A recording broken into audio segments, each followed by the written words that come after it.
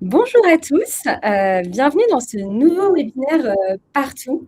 Alors, vous êtes déjà une trentaine de connectés, on va peut-être attendre 1 ou 2 minutes, prendre le temps que tout le monde prenne son café après cette nuit caniculaire et on commencera doucement.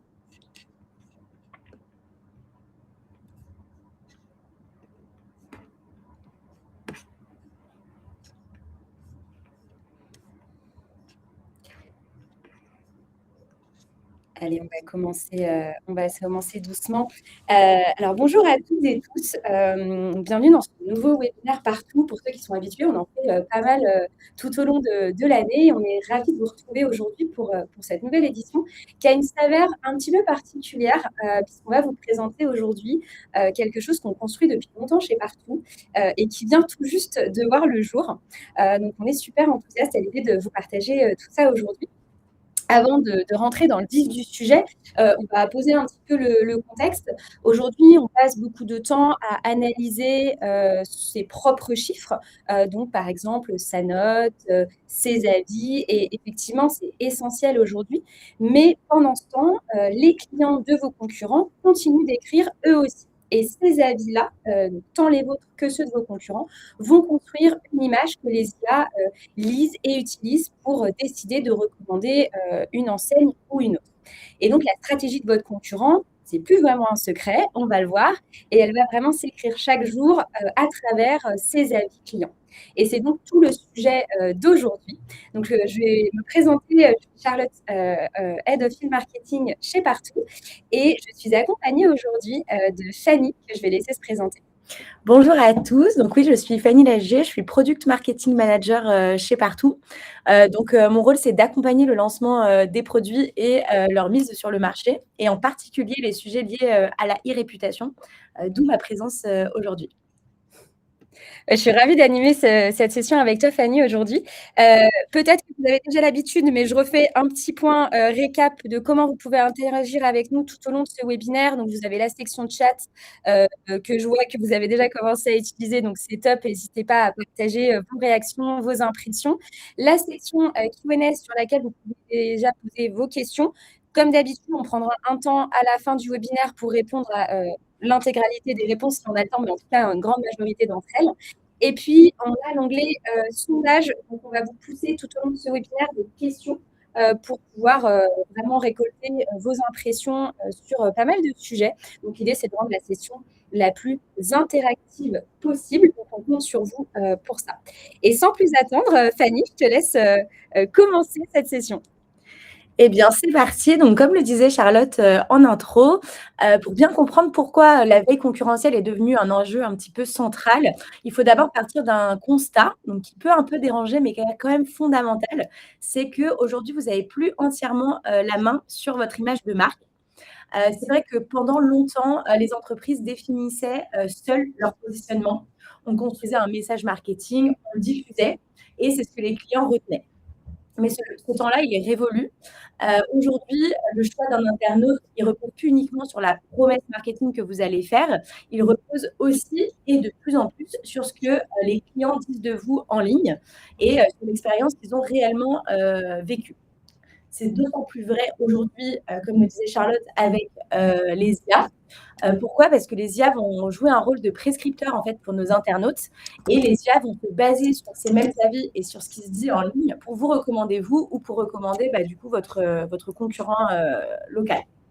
Donc la réalité aujourd'hui, c'est qu'en fait votre image, c'est un équilibre entre ce que vous affirmez, ça compte toujours évidemment pour le choix des LLM et pour le choix des internautes, mais il y a aussi beaucoup ce que les clients vont témoigner qui va compter dans le choix final de l'internaute. Et c'est cet équilibre-là qu'il faut essayer de déterminer pour être identifié par les IA.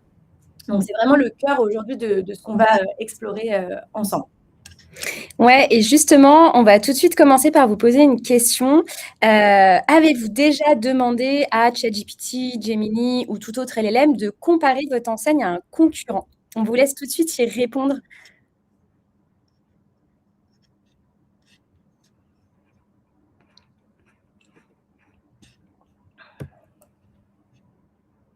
Ouais, donc oui, régulièrement. Pas encore.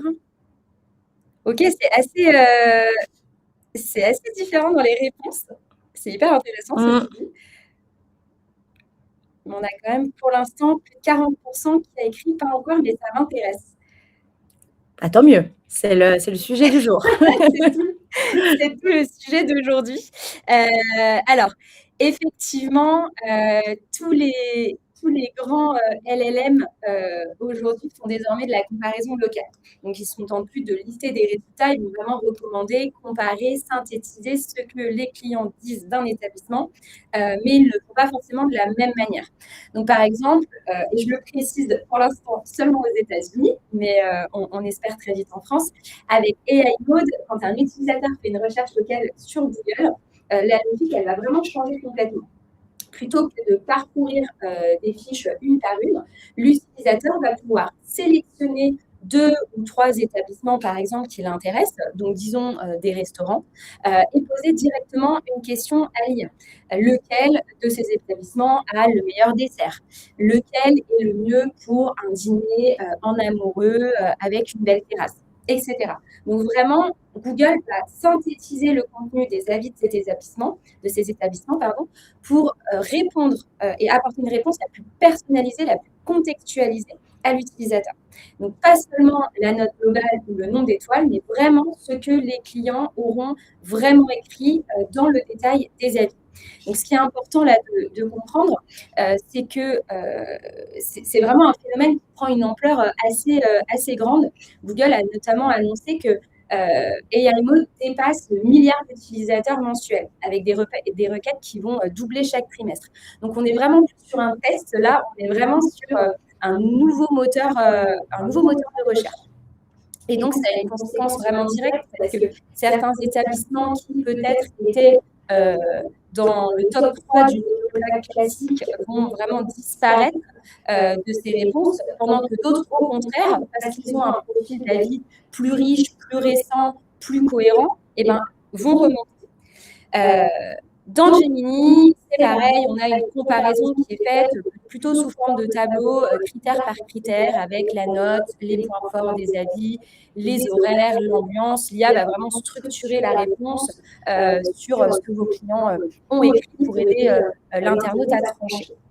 Et sur ChatGPT, on a, là, on le voit, plutôt une comparaison, surtout avec une map. Donc, quand un utilisateur va chercher le meilleur magasin bio près de chez lui, par exemple, il va avoir la carte avec les établissements à proximité. Et ce qui saute aux yeux immédiatement, ce qu'on voit là sur cette slide, ce sont les étoiles. Donc, ChatGPT répond implicitement à la question en mettant en avant les établissements les mieux notés. Donc là, le message, il est assez clair pour vous, c'est si vous ne prenez pas la main sur ce que vos clients disent de vous, les IA, de toute façon, vont le faire pour vous.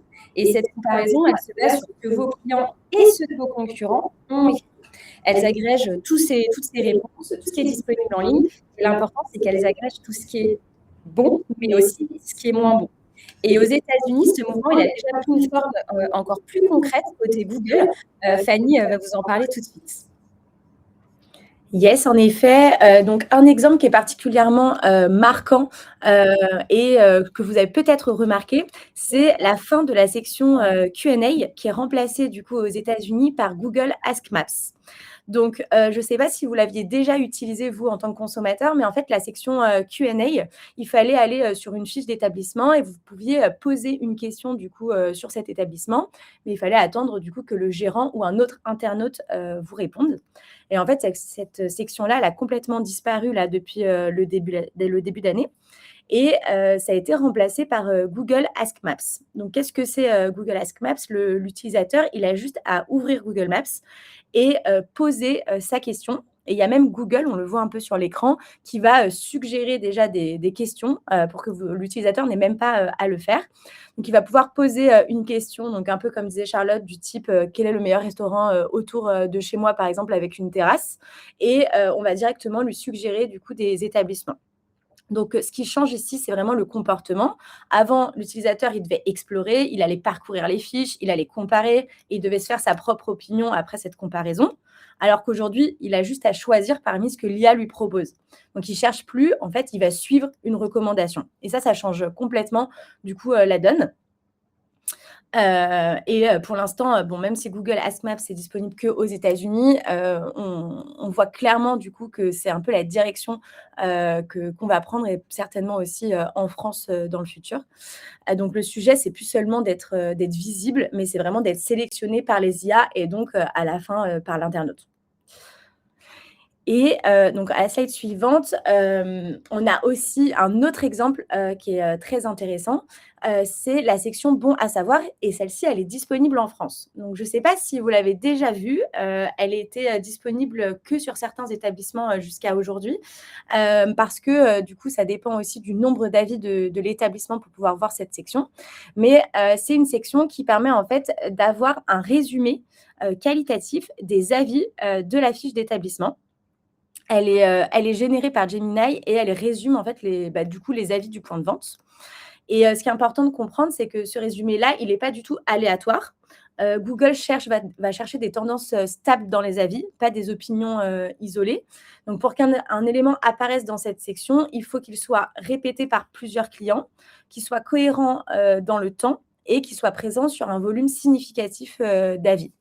Et côté produit, nous, c'est exactement la même manière on procède exactement de la même manière chez Partout. Vous allez le voir quand je ferai la démo produit tout à l'heure, mais il faut qu'il y ait quand même un nombre suffisamment d'avis pour que cette section apparaisse ou qu'on puisse faire des analyses sémantiques qui soient pertinentes et qui aient du sens plutôt que de faire une analyse sur 10 avis.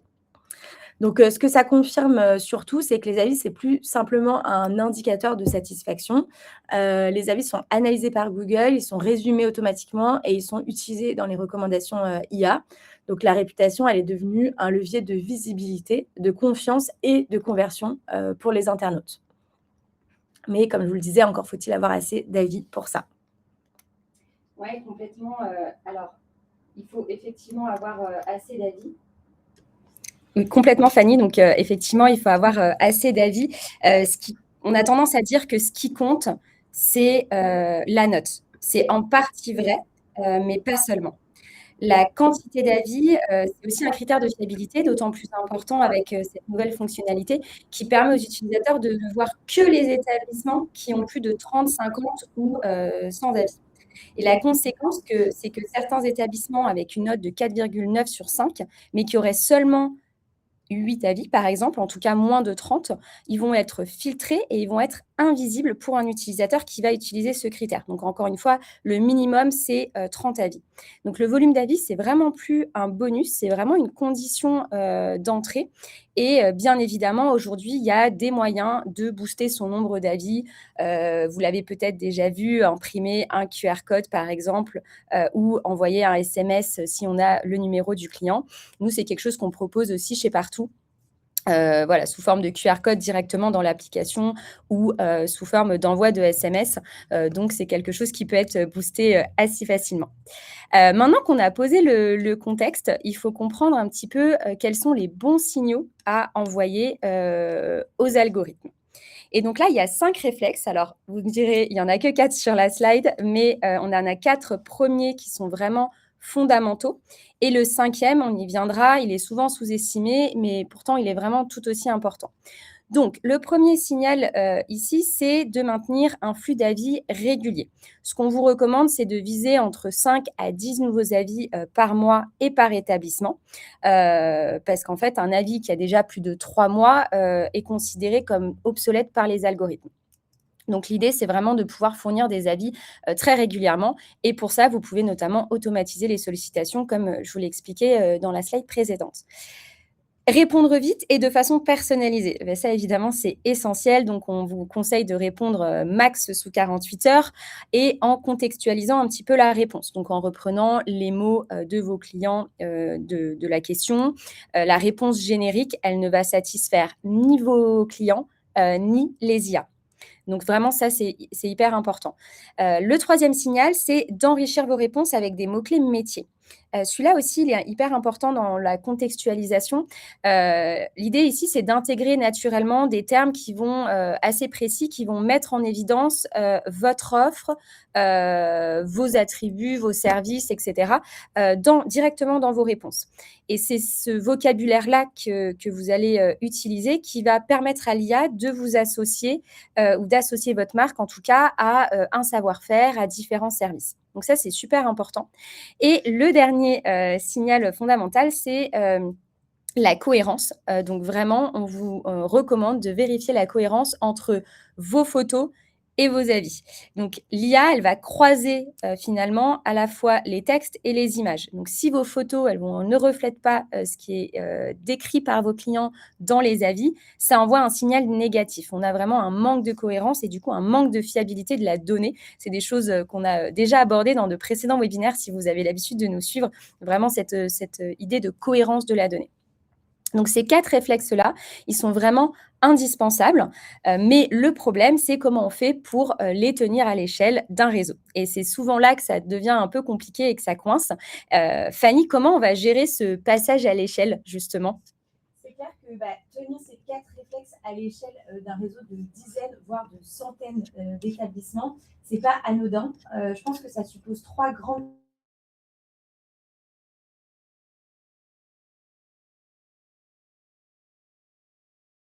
Ah pardon, j'avais le micro coupé, je recommence du coup.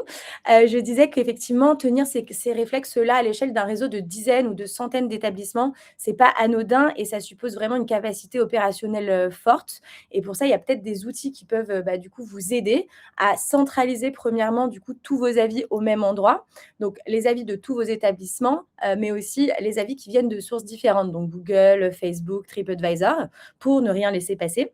La deuxième chose qui serait intéressante, c'est de pouvoir répondre efficacement, avec de la cohérence de ton qui colle à votre image de marque, à la bonne vitesse et sur tous les établissements, en même temps et de pouvoir aussi faire des analyses qui soient à la fois quantitatives et qualitatives, et par thématique. Donc pas seulement suivre votre note globale, mais comprendre aussi ce que vos clients disent précisément sur, je sais pas moi, le prix, l'accueil, la qualité, l'attente et cetera, pour savoir où agir, en priorité. Et tout ça, nous, c'est impossible de le faire, manuellement, à l'échelle, on s'en est vite rendu compte. Donc il faut un peu un outil qui industrialise du coup ces briques-là et qui vous donne une lecture claire, par établissement comme au niveau central. Et nous, c'est exactement ce qu'on fait, du coup chez Partout avec la solution de review management. Je sais qu'il y a des clients parmi vous. C'est vraiment une solution qui va permettre du coup, de faire ces différentes, choses et en faisant ça, du coup, ça vous permet de cocher les 4 premiers grands critères dont vous a, parlé, Charlotte et qui font que les IA vous sélectionnent. Mais il y a un cinquième critère, comme l'a dit, Charlotte tout à l'heure, qui est un réflexe qui est souvent sous-estimé, c'est de se démarquer, face à ses concurrents.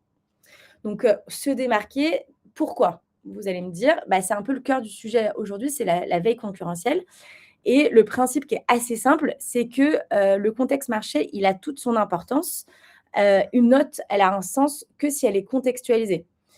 Aujourd'hui, la majorité des réseaux, et c'est déjà très bien de le faire, hein, mais analysent leur satisfaction un peu de façon isolée. Donc, ils vont regarder leurs notes, leurs tendances, ils vont même aller peut-être plus loin avec de l'analyse sémantique de leurs propres avis.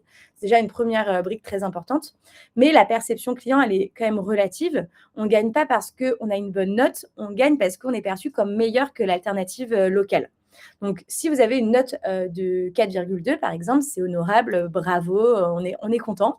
Mais si le concurrent juste à côté de chez vous, il a 4,8, finalement, cette note de 4,2, elle devient plutôt un handicap pour l'IA comme pour le client. Donc, de la même façon, si vous avez un gain ou une chute de vos statistiques, ça ne doit jamais être analysé de manière isolée parce que ça peut être le résultat de vos actions ou ça peut être une tendance marché. Donc, si vous regardez le marché, vous avez du coup cette donnée-là que vous n'auriez pas eu autrement. Et aujourd'hui, malheureusement, les méthodes qui sont disponibles, elles n'étaient pas vraiment à la hauteur de cet enjeu. Méthodes actuelles, on les connaît, c'est plutôt, faire appel à des cabinets de conseil, des études consommateurs, pourquoi pas des visites mystères. Mais ces approches, elles ont vraiment des limites, majeures, et importantes. La première, c'est qu'elles sont assez coûteuses. Donc, c'est des investissements lourds, souvent réservés à des budgets un peu exceptionnels sur des moments ponctuels. Et la deuxième, c'est surtout qu'elles sont statiques. Donc en fait, c'est des études un peu one shot, et à peine livrées, elles vont vraiment devenir obsolètes. Donc ça ne permet pas vraiment de suivre l'évolution des tendances dans le temps, ni de mesurer l'impact de vos décisions opérationnelles tout simplement. Donc la plupart des réseaux naviguent un peu sans visibilité et surtout sans vraiment contextualisation sur cette évolution. Donc là, on voulait vous poser une question justement sur ces méthodes. Comment vous, aujourd'hui, vous faites votre veille concurrentielle? Est-ce que c'est manuel? Est-ce que vous avez un outil dédié? Est-ce que vous appuyez justement sur des études ponctuelles comme on vient de le présenter? Ou est-ce que c'est quelque chose que vous ne faites pas du tout?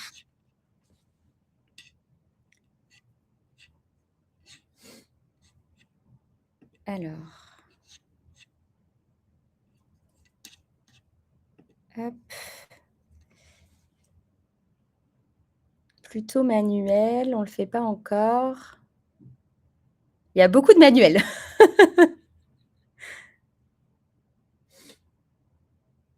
Ok. Ok, bon, la tendance, c'est plutôt soit on le fait manuellement, soit on ne le fait pas encore. Ok, bon, bah, du coup, c'est qu'on est plutôt, on est plutôt bien et on va pouvoir en parler, on va pouvoir en parler ensemble aujourd'hui. Nous, on a demandé aussi à nos clients côté partout comment ils faisaient et ce qu'on observe, c'est que sur le terrain, les équipes le font, commencent à le faire, mais vraiment manuellement. Donc, sous forme de tableau Excel, de capture d'écran, de personnes qui vont consulter les fiches Google de leurs concurrents et vont noter tout simplement ce qu'ils voient. C'est plutôt une bonne chose. Ça veut dire qu'il y a un vrai besoin et que voilà, qu'on commence à prendre conscience de l'importance de cette veille concurrentielle, mais ça ne permet pas de passer à l'échelle. C'est hyper chronophage, ça ne permet pas d'aller dans le fond de l'analyse des avis et on va surtout en général regarder finalement la note qui est une information un peu en surface.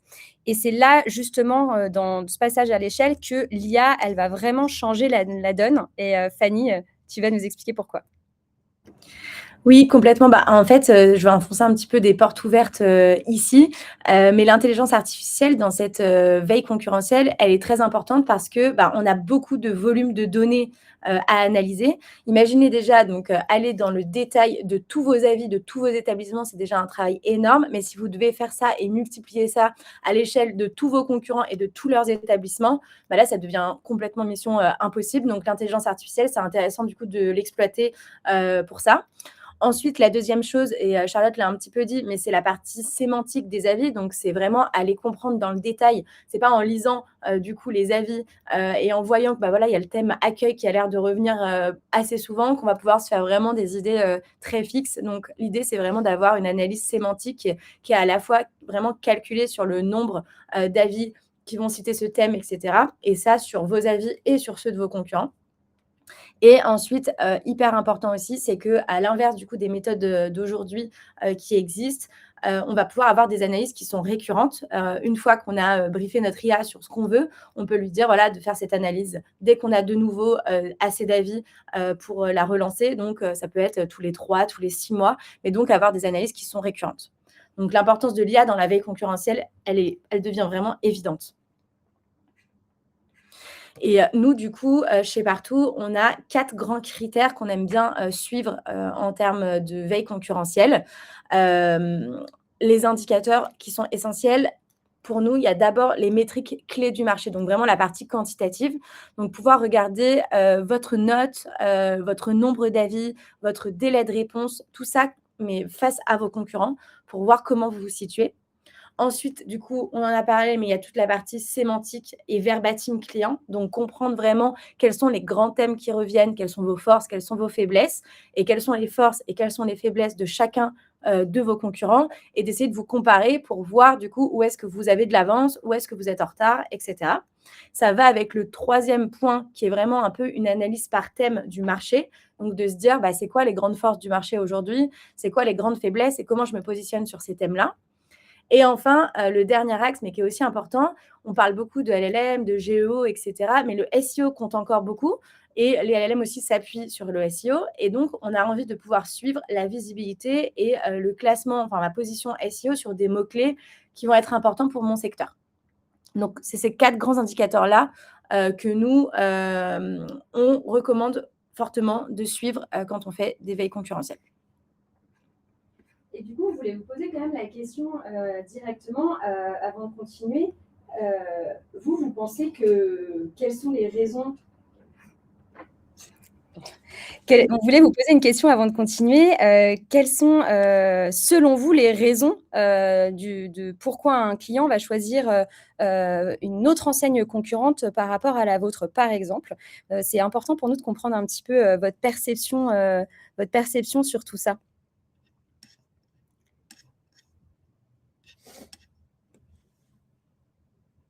Ok. Ouais, effectivement, en général, la première impression, ça va être de dire que la note est meilleure et qu'ils sont mieux positionnés sur Google. Ok.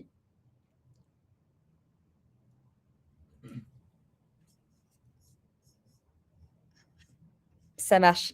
Alors, effectivement, la note, on l'a vu, elle est importante, mais pas forcément. Et effectivement, les indicateurs que vous a donné Fanny, sont vraiment hyper importants à regarder et surtout à travailler aujourd'hui lorsque vous voulez vous démarquer par rapport à vos concurrents. C'est vraiment ça qui va transformer vos avis en avantages concurrentiels. Et donc, nous, c'est exactement pour répondre à ce besoin-là qu'on a créé Competitive Intelligence. C'est un tout nouveau produit dédié à l'analyse concurrentielle qu'on vient de sortir chez Partout. Et on est super enthousiaste parce qu'on a déjà d'ailleurs signé notre premier client en moins d'une semaine. Donc, ça nous rend particulièrement fiers et on voit qu'il y a un vrai besoin sur le sujet. Et donc, ce qu'on a décidé aujourd'hui, c'est de vous en parler davantage, mais de le faire sous forme de démo exclusive, puisque c'est quelque chose qu'on n'a pas encore trop montré jusqu'à maintenant. Et donc, je laisse la parole à Fanny qui va vous montrer cette démo précisément. Et c'est parti du coup.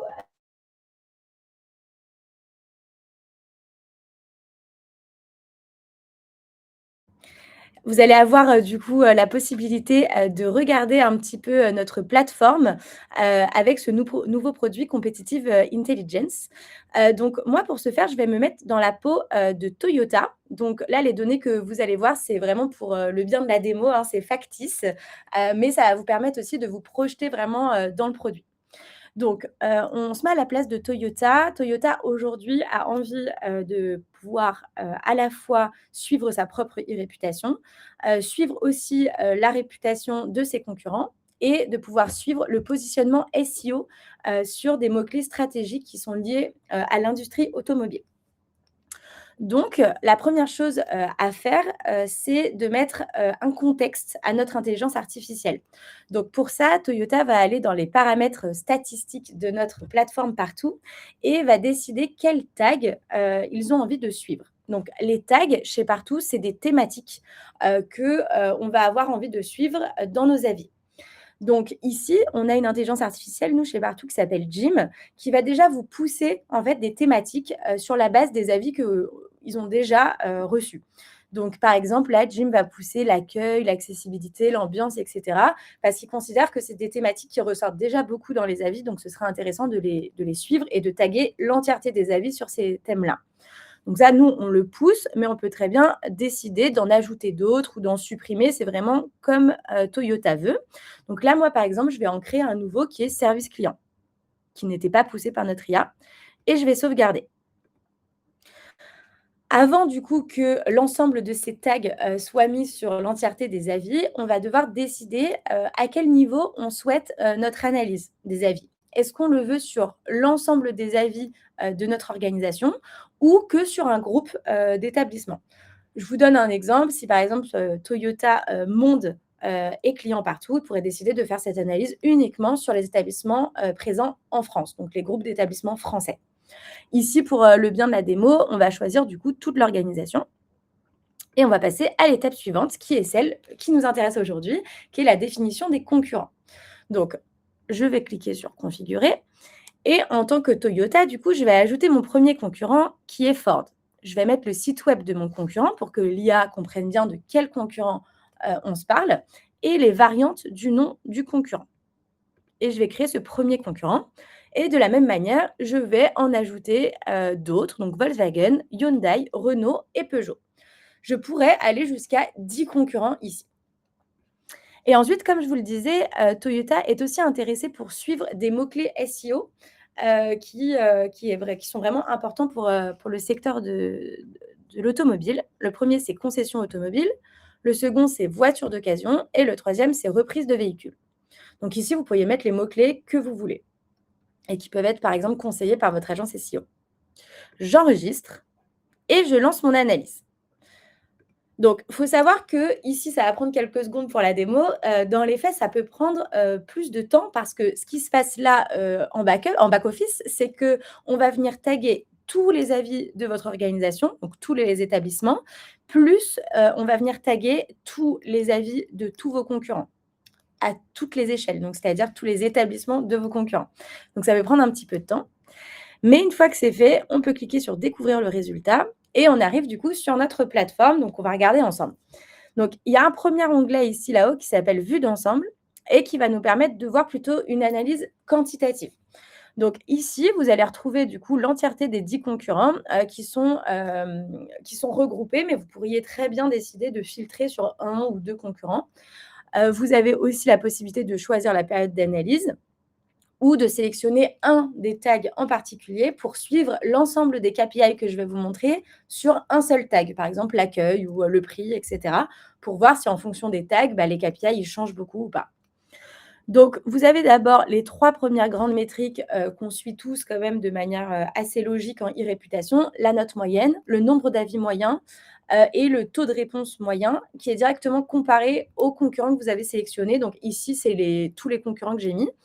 Donc, on peut voir directement en tant que Toyota que moi, je suis un petit peu en dessous du marché déjà en termes de note moyenne. Je suis à 4,4 alors que les concurrents, ils sont à 4,6. En revanche, en termes de nombre d'avis, j'en ai plus que la moyenne, donc c'est plutôt positif. Mais en termes de taux de réponse, je suis à 84%, là où le marché est à 92%.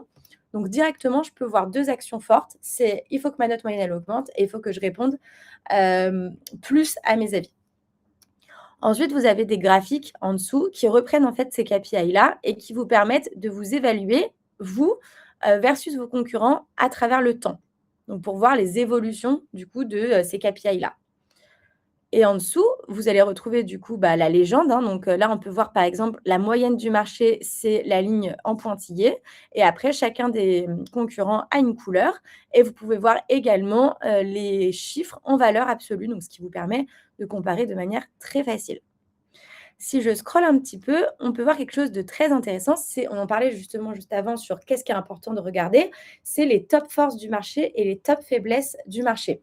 Donc, sur la base des tags que vous avez choisis, on va venir en fait classer les thèmes qui sont considérés comme des forces et les thèmes qui sont considérés comme des faiblesses.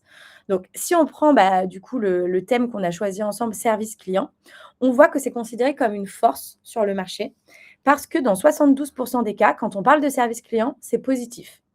Et si on regarde du coup la ligne qui est en gras, le vous, on voit que nous, dans nos avis à nous Toyota, c'est dans 84% des cas que service client est considéré comme positif. Donc, qu'est-ce qu'on en conclut? Que service client, c'est une force dans notre industrie et que nous, on est meilleur que le marché. Donc ça, c'est hyper pertinent comme learning et vous pouvez le faire du coup sur les 3 grandes forces du marché et sur les 3 grandes faiblesses du marché, de vous comparer comme ça.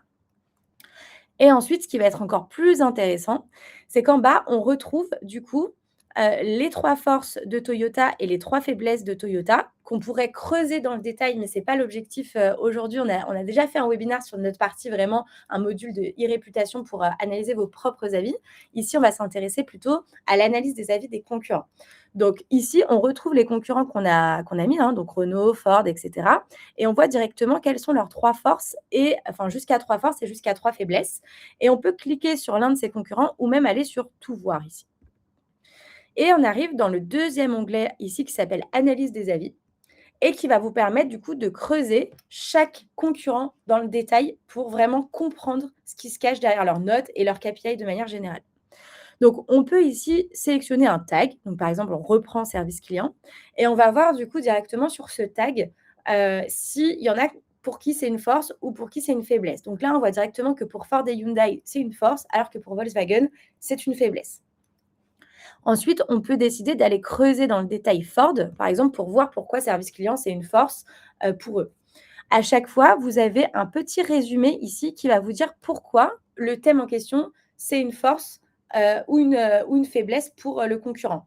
Donc ici, pour Ford, par exemple, le professionnalisme, les clients valorisent le sérieux et le professionnalisme des équipes en concession et ils soulignent la qualité du suivi, et ça, c'est ressorti dans 25 des avis positifs de Ford.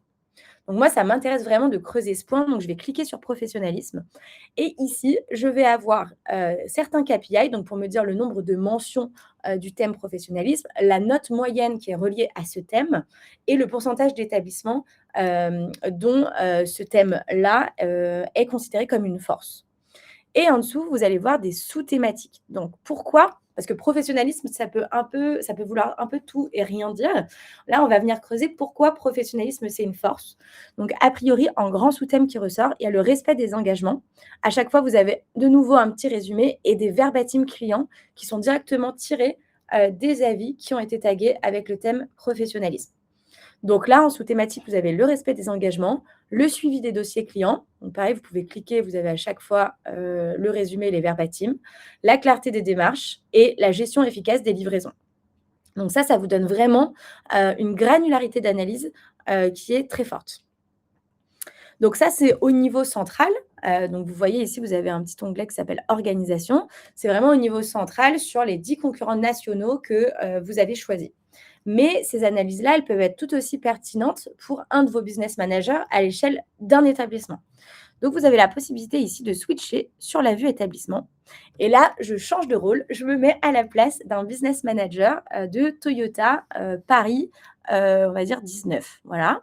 Donc je me mets à la place de ce business manager-là et là, moi, je vais avoir du coup la vision, qui est exactement la même qu'au central, mais qui est basée uniquement sur les concurrents locaux autour de moi, géographiquement parlant. Donc du coup, de la même manière, je peux sélectionner un tag, par exemple service client et aller creuser un concurrent. Donc là, on va prendre le Renault qui se trouve aussi dans le 19e près de chez moi et de la même façon, je retrouve les 3 forces de Renault, du 19e et les 3 faiblesses et je vais pouvoir aller creuser, les thématiques de la même façon. Donc là, c'est pour la partie analyse qualitative, mais on l'a vu tout à l'heure, il y avait une partie un peu plus quantitative, donc allons la voir ici en recliquant sur vue d'ensemble. Et vous le voyez, on est toujours filtré du coup sur le Toyota de Paris 19 et je retrouve du coup les KPI, importants, qu'on a vu tout à l'heure sur la vue centrale. Et il y a un des KPI qu'on n'a pas vu tout à l'heure, sur la vue centrale qui est disponible, mais qui est très pertinent à étudier plutôt d'un point de vue local, c'est la fameuse position SEO qui intéressait Toyota. Donc là, Toyota Paris 19 a envie de suivre sur le mot-clé, voiture d'occasion, comment il se positionne en SEO et il peut voir directement, qu'il est positionné 2e sur cette requête-là, face à un nouveau concurrent, qui n'est pas relié au niveau, national à un des concurrents qu'on a choisi, qui s'appelle Autocoach Paris et qui est vraiment un concurrent, qui est localement, seulement présent et seulement pour Toyota, Paris 19 qui est important et intéressant à suivre. Donc sur cet onglet-là, vous allez avoir la possibilité d'avoir des concurrents, qui sont, localement importants pour vous et qui ne sont pas forcément reliés aux 10 que vous avez choisis nationalement et ça, c'est ultra fort. Vous avez la même chose sinon en termes de vue, que, pour la vue centrale. Donc voilà pour, la petite démo. J'espère que ça vous a, intéressé. L'idée ici, c'est vraiment de comprendre qu'on peut suivre à la fois du quantitatif, du qualitatif chez tous nos concurrents, en tout cas les 10 qu'on a sélectionnés et qu'il y a vraiment une vue à la fois, centrale et une vue locale. Je vais arrêter du coup le partage. Top, merci.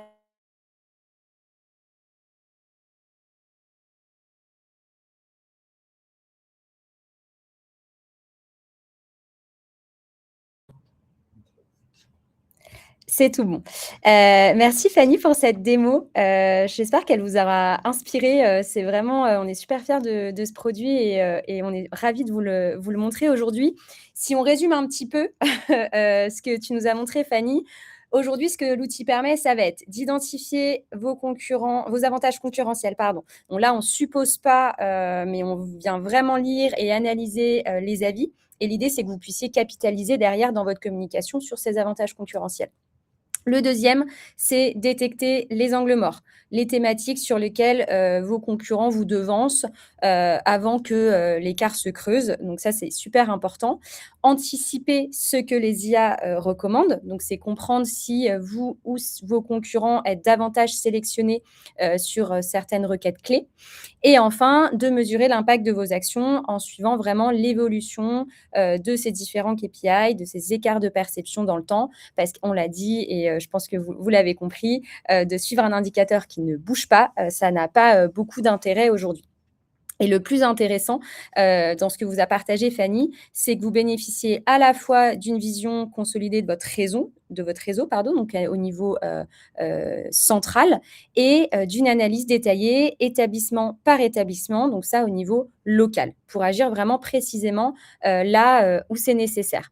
Donc finalement, s'il y a un message aujourd'hui à faire passer, c'est qu'il faut analyser tant les avis de vos concurrents mais également vos propres avis. Donc, c'est vraiment cette double analyse qui va compter pour les IA et pour vraiment mettre en place des actions un peu concrètes pour faire face à la concurrence. On vous a partagé beaucoup de choses pendant ce webinaire, comme d'habitude, mais on voulait aussi vous proposer de commencer un petit peu à réfléchir à cette analyse concurrentielle. Et donc, on vous propose de télécharger tout de suite un petit contenu qui est la grille de benchmark concurrentiel qui va vous permettre simplement de commencer à réfléchir, à analyser votre marque à travers les yeux de vos clients et de commencer à vous poser tout simplement les bonnes questions. Et bien sûr, on a beaucoup d'autres contenus sur notre site. Si vous êtes habitués, on a beaucoup de choses qui sont partagées par l'équipe Content Marketing que vous pouvez aller voir et les contenus sont mis à jour régulièrement autour de Competitive Intelligence. Mais en tout cas, si ça vous intéresse, on vous laisse scanner tout de suite le QR code qui s'affiche à l'écran et je crois qu'un lien va aussi être envoyé pour télécharger le contenu. Je reste sur la slide quelques instants pour vous permettre à tous de scanner le QR code. Évidemment, je vois des questions, mais oui, les slides et la présentation seront envoyés. On a toujours un replay disponible sur nos webinaires et vous aurez tous les contenus qui seront partagés après la session. Alors, pour ceux qui ne connaisseraient pas partout, mais peut-être que vous nous connaissez déjà, nous, notre mission, c'est vraiment d'accompagner les réseaux de points de vente à gérer deux choses fondamentales. La première, c'est la visibilité. Donc, comment être trouvé, être bien référencé, présent sur les bons canaux. Et la seconde, c'est les interactions clients. Donc, tout ce qui va être avis, messages, enquêtes, donc vraiment l'intégralité des interactions clients. Et l'ensemble de ces deux piliers, eh ben, ça s'appelle la CX locale. C'est l'expérience client au niveau local. Et c'est vraiment ça qu'on vient vous accompagner à maîtriser finalement.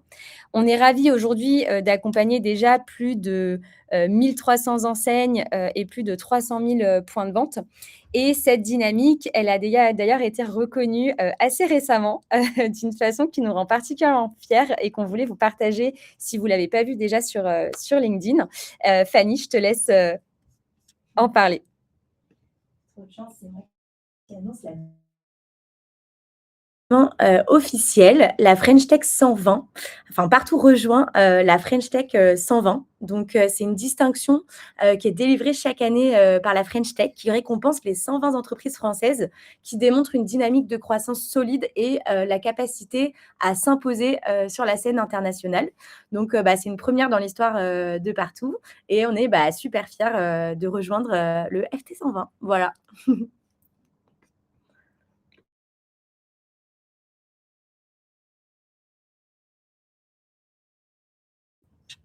On va pouvoir passer à la session de questions-réponses. Alors, je vais regarder, mais je vais déjà, je crois, répondre à la question de Noémie que j'ai vue tout à l'heure. Tac, tac, tac. Je vais la mettre à l'écran pour que vous puissiez aussi la voir. Vous avez indiqué qu'il était nécessaire d'enrichir nos réponses de mots-clés métiers. Or, lors d'un précédent webinaire de Thibaut, il a précisé que les textes de réponse aux avis ne sont pas pris en compte par l'IA.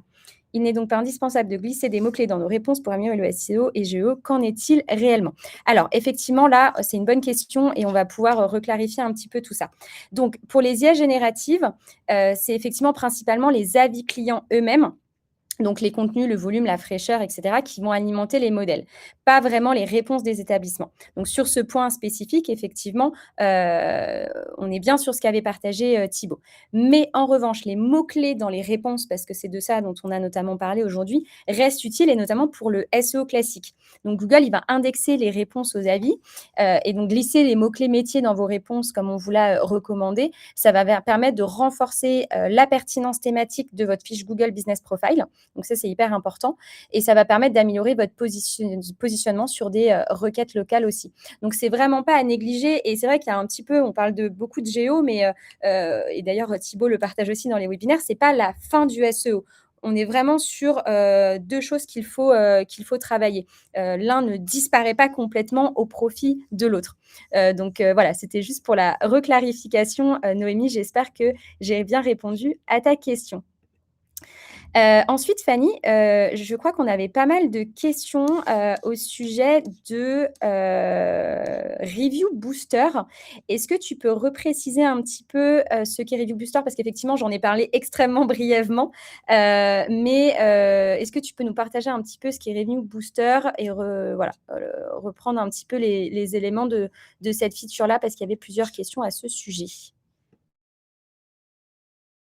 Partie, plutôt du module pour analyser sa propre réputation et ça permet en fait de récolter, de nouveaux avis, via soit l'application mobile Partout, via un QR code. Donc ça permet, concrètement, si vous avez quelqu'un qui est venu en magasin et qui est hyper content de son passage, de montrer directement sur, l'application mobile Partout un petit QR code. La personne le scanne et arrive directement sur votre fiche Google et peut laisser un avis. Ça, c'est la première chose. La deuxième chose, ça va vous permettre d'envoyer un SMS. Donc, de la même manière, si la personne est satisfaite, vous pouvez lui demander son numéro de téléphone et vous lui envoyez un petit SMS qui dit merci pour votre passage, est-ce que vous pouvez laisser un petit avis Google. Voilà, c'est un peu les deux grandes fonctionnalités de Review Booster pour booster la quantité d'avis. Parce que comme on l'a vu, la quantité d'avis, c'est hyper important pour ensuite avoir des analyses qui sont pertinentes.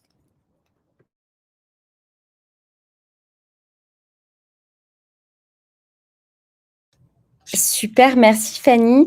Il y avait une question sur le bon à savoir, la feature bon à savoir. Donc, je vais juste l'afficher à l'écran. Vous êtes plusieurs à nous dire, je ne vois pas la section bon à savoir. Pourtant, j'ai pas mal d'avis déjà sur ma fiche, etc. Alors, déjà, il faut savoir que c'est une fonctionnalité qui est assez récente.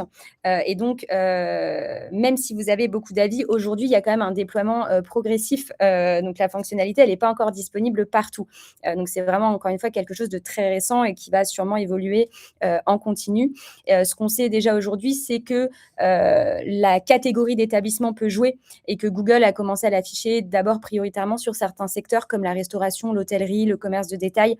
Donc, ça va venir petit à petit. Comme on l'a dit, c'est quelque chose qui est qui est assez récent. Donc, pas de panique, a priori, ça va finir par arriver chez vous aussi, mais faites bien attention d'avoir, encore une fois, assez d'avis. Et donc, on l'a dit, et tu me confirmeras, Fanny, mais il me semble que c'est au moins 30 avis.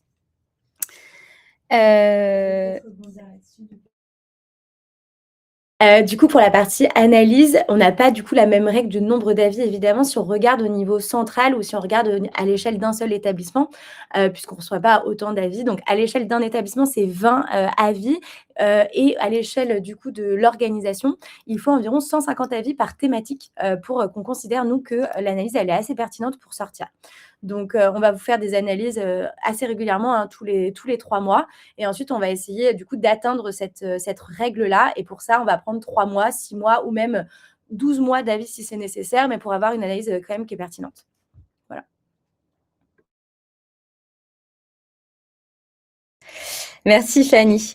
J'ai une question de Julie, qui nous dit, alors je vais l'afficher, elle est bien, elle est assez longue, donc elle est bien contextualisée pour le coup.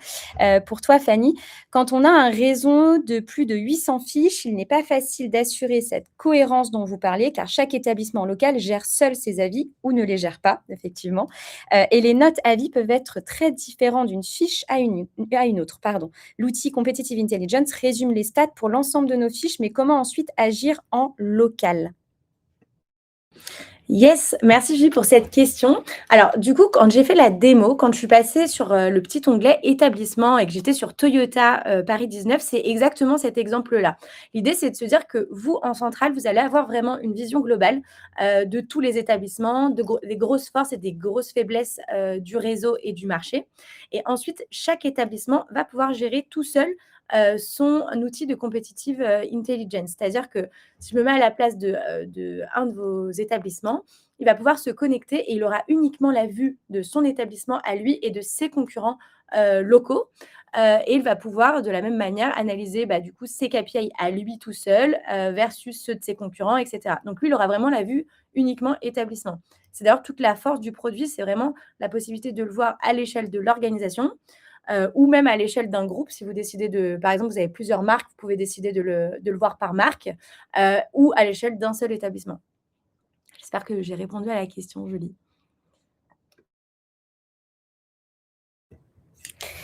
OK, on va prendre une dernière question. Sur quelle plateforme site sont récupérés les avis et les notes? Effectivement, c'est une bonne question. Yes. Alors du coup, pour la partie, e-réputation, donc c'est-à-dire pour la partie réponse, aux avis, on va venir récupérer Facebook, Google et TripAdvisor et vous allez pouvoir centraliser l'ensemble de ces avis et y répondre, avec plein de techniques différentes de l'IA, manuellement ou avec des templates automatiquement et cetera via partout. Pour la partie analyse, pour l'instant, on se base uniquement sur les avis Google. Voilà.